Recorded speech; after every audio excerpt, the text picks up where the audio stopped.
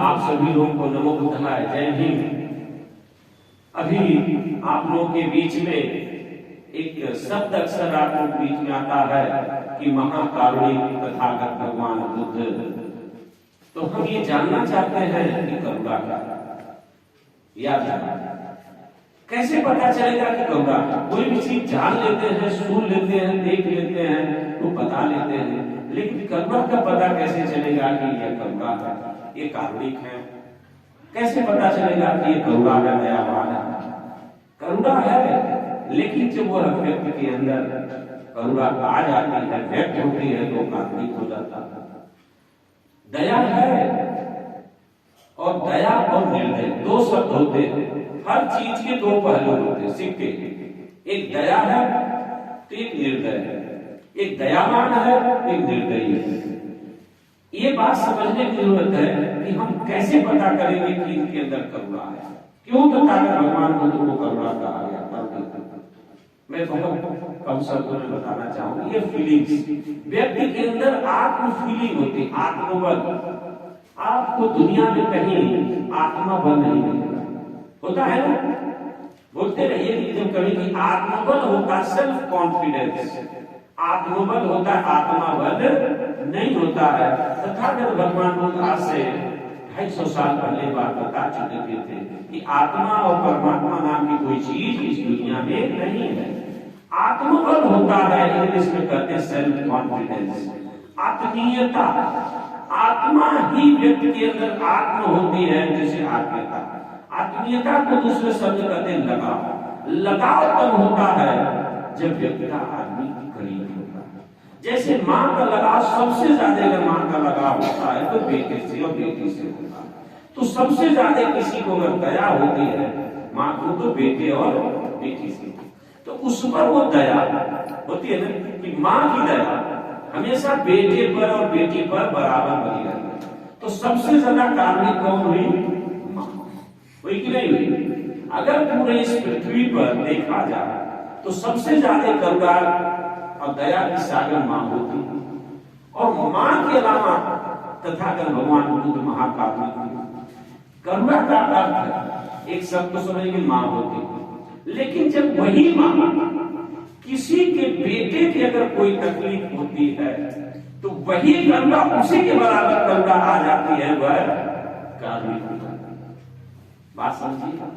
अगर हमारे शरीर में जितनी चोट लगे, अगर उतना ही महसूस किसी दूसरे की चोट लगी है, अगर आपको महसूस होने लगा तो आप करुणा के साथ।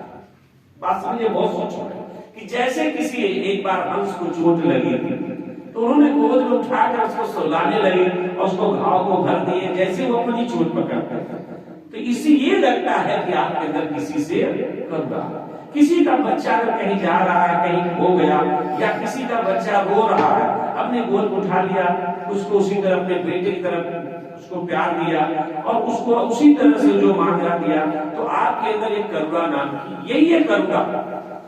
करुणा यही सबसे श्रेष्ठ गुण है, व्यक्ति का यही सबसे श्रेष्ठ गुण है करुणा। यह करुणा किसी ईश्वर से नहीं प्राप्त होती, न कोई ईश्वर दे सकता। ईश्वर आपको शरीर दे सकता, ईश्वर आपको आंख दे सकता, ईश्वर आपको सब कुछ दे सकता है, पर कर्म स्वयं करना, फीलिंग्स, महसूस। इसीलिए कहते हैं आत्मीयता।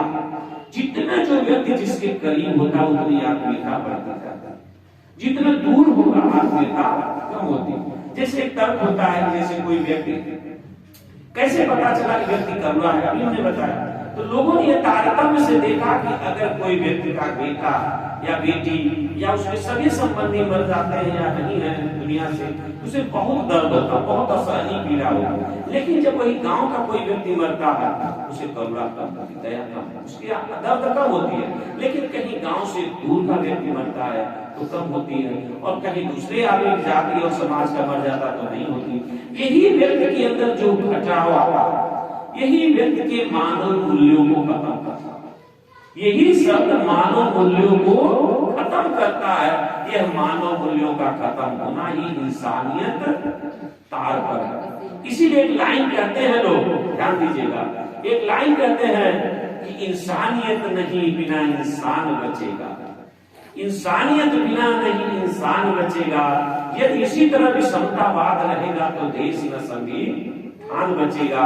किसी का देश का संविधान यानी समाज को सभी को बराबर का हक देने वाला जो हमारा भारत का संविधान है, भारत का हक अधिकार देने वाला संविधान, यानी जो सभी को, चाहे वो गरीब हो या अमीर हो, छोटा हो या बड़ा हो, सबको समान अधिकार देने वाला संविधान होता है। और उसी संविधान को करुणा करते हैं, जिसको समान रूप से सबके दर्द का बराबर हक हो, सबको दर्द का पता हो, वही संविधान। ऐसा कानून जो सबके दर्द को बराबर देखे, चाहे आप अमीर हो या गरीब हो। तो अम्बेडकर साहब ने महाकारुणिक तथागत भगवान बुद्ध के उस ज्ञान को संविधान में पिरोया है कि संविधान, विधान सिर्फ है तो विशेष वर्ग का जहां लाभ होता है वह विधान कहलाता है, लेकिन जहां सबका समान रूप से हित और अधिकार होता है वह संविधान कहलाता है। और इसी संविधान के अंदर करुणा तभी तो पैदा होगी कि सभी समान तो दर्द है, यही करुणा खत्म हो रही है, यही इंसानियत खत्म हो रही है। जहां इंसानियत नहीं है तो इंसान कहाँ है? तो आप लोग समझ में आए कि करुणा का क्या अंतर है, बताइए।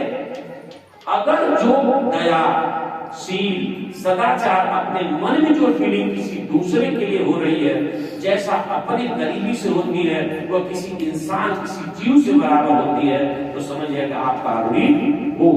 अगर उतनी दर्द बराबर फील नहीं होती है जितना हमारी चीज खोने पर दर्द है, जितनी अपनी चीज खोने पर दर्द है, उतनी ही दर्द किसी पड़ोसी चीज खोने पर दर्द हो, तो आप कारुणिक हो, आप दयावान हो, आप कारुणिक हो।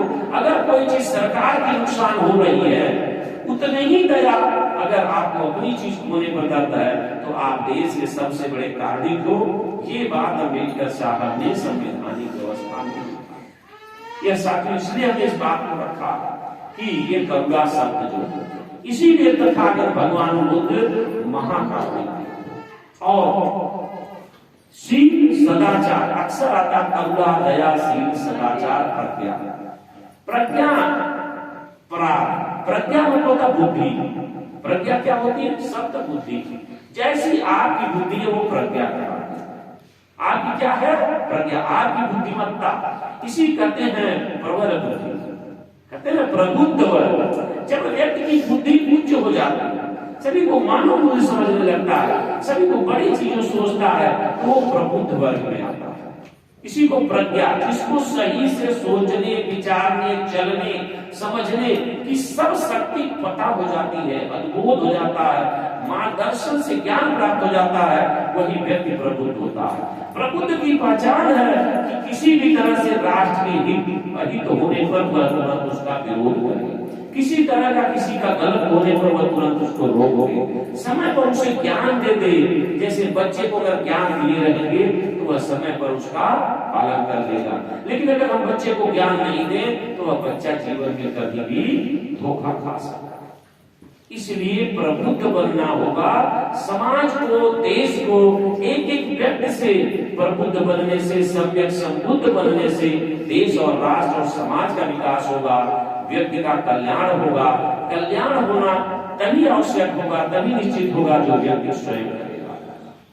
जितने भी लोग हैं, सभी लोगों ने अक्सर यही बात कही कि मुक्ति दाता। एक दूसरा शब्द आता मुक्ति दाता। मुक्ति क्या है? कहते हैं ये स्वर्ग मिल जाएगा, मुक्त हो जाएंगे जीवन से। मुक्ति का मतलब तथागत भगवान बुद्ध के अनुसार कि हमें जब बच्चा पैदा होता है तो कहाँ होता? अंधकार होता है कि नहीं होता? बोलते रहिए। अंधकार में होता है। जब उसे माँ बाप ज्ञान दे देते हैं, शिक्षा देते हैं, तो वह व्यक्ति अंधकार से प्रकाश की ओर हो जाता है। यही उसकी मुक्ति मार्ग है। स्वर्ग नरक नहीं कुछ होता है। मरने के बाद व्यक्ति कहाँ गया यह किसी को आज तक पता नहीं हुआ। अगर कोई बता भी रहा है आपको तो दिल भ्रमित कर रहा है। मुक्ति का मतलब होता है अज्ञानता से ज्ञानता की ओर प्रभावित होना। इसीलिए कहते हैं कि माता सद्गुरु पिता वैरी जीन पालो न पठिसते न सोमते सभामते हंस मते बकुजता। जिन लोगों ने अपने बच्चे को अंधकार से प्रकाश की ओर लाने के लिए सम्यक शिक्षा एकेडमिक शिक्षा, नैतिक शिक्षा, पारिवारिक शिक्षा, हम की शिक्षा, सही मार्ग, सामाजिक, आर्थिक, राजनीतिक, सामाजिक शिक्षा नहीं दिया, वह माता शत्रु के समान है, पिता बैरी है, दुश्मन है, यह वाणी सत्य साबित होती है।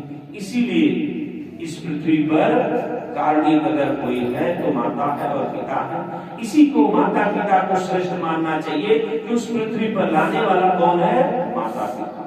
इसीलिए हम एक लाइन बोलेंगे कि माता ही गुरु पिता गुरु, माता ही गुरु पिता गुरु, माता पिता ही परमेश्वराय, बस नहीं बोल रही हो ना, माता पिता ही गुरु हैं, माता ही पिता श्रेष्ठ है, और दुनिया में कोई श्रेष्ठ नहीं हो सकता, क्योंकि उन्होंने आपको ला करके पाल पोस के बड़ा किया और दुनिया में कोई ला नहीं सकता। इसलिए हमें इन बातों को अमल करना होगा, संबुद्ध बनना होगा, प्रबुद्ध बनना होगा, अपनी बातों को सही तरीके से कैसे लाया जाए उसके लिए पढ़ना होगा।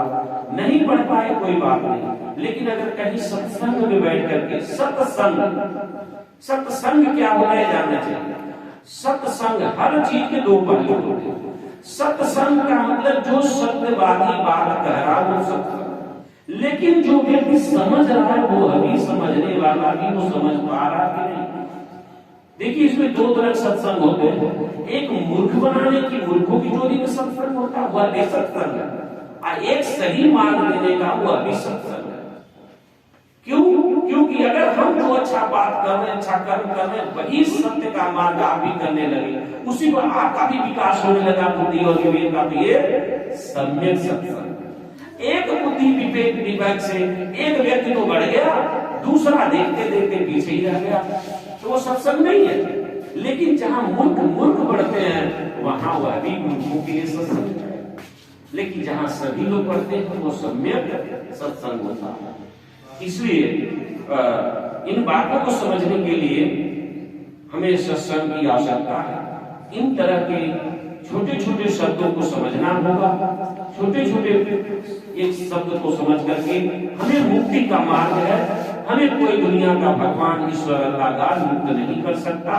हमें अगर मुक्ति का मार्ग है तो तथागत भगवान बुद्ध के बताए हुए सम्यक संबुद्ध का मार्ग है, धम्म का मार्ग है, जिसमें किसी भी तरह की कोई करुणा न हो, किसी तरह का तकलीफ न हो। इसलिए हमें इस तरह के सत्संग को अपनाना होगा और सम्यक मार्ग पर चलना होगा, एक दूसरे से व्यवहारिक जीवन में अमल करना होगा, और हमें तरह तरह की ईर्ष्या, द्वेष, क्रोध, अहंकार, यह व्यक्ति का दुश्मन है, इससे बचने के लिए हमेशा दयावान बनना होगा, तब ये जीवन सुख होगा। इसलिए शब्दों के साथ हम आप सभी लोगों को, धर्म बंधुओं को नमो बुद्धाय, जय हिंद, जय भारतीय संविधान।